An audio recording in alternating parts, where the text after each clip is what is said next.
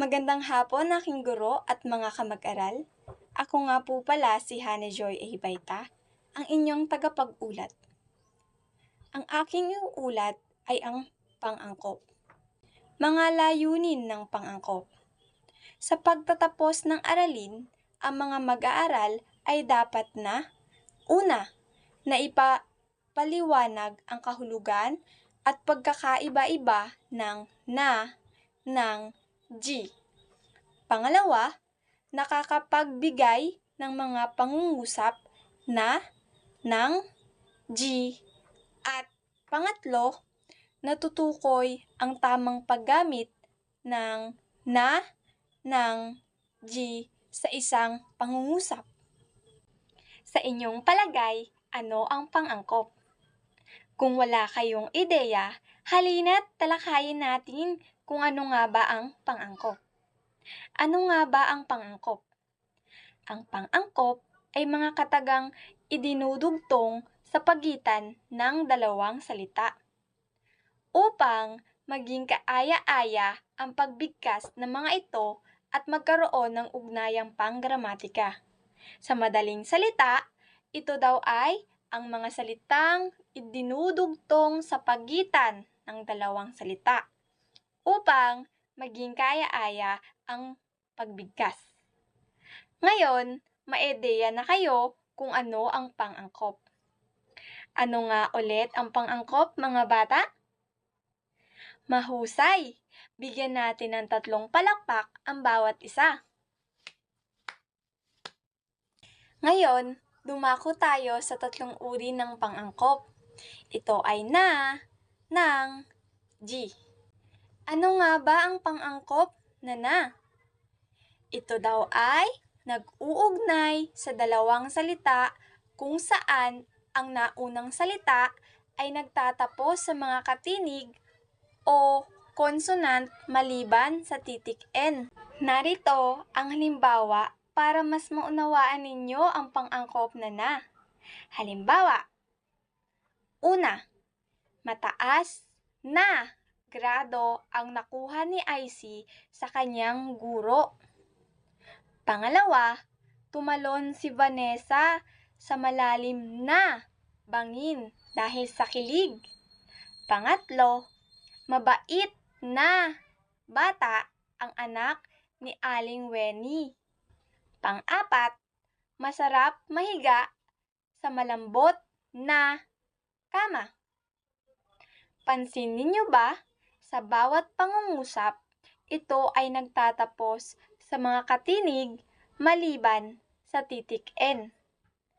Yan ang pang-angkop na, mga bata. Pangalawang uri ng pang-angkop. Ano nga ba ang pang-angkop na nang? Ito ay sinusulat sa karugtong ng mga salitang nagtatapos sa patinig o vowel a, e, i, o, u. Narito ang halimbawa para mas maunawaan ninyo ang pang-angkop na nang. Halimbawa, una, si Nami ay nakatira sa isang malaking bahay. Pangalawa, si Robin ay mayroong malayang isipan. Pangatlo, gusto ni Bowa na buo ang pagmamahal ni Lupi sa kanya. Pansin nyo ba na sa bawat pangungusap, ito ay nagtatapos sa a, e, i, o, u. Yan ang pang-angkop ng mga bata. Pangatlong uri ng pang-angkop. Ano nga ba ang pang-angkop, G? Ito daw ay ginagamit kung ang salitang durugtungan ay nagtatapos sa katinig na N.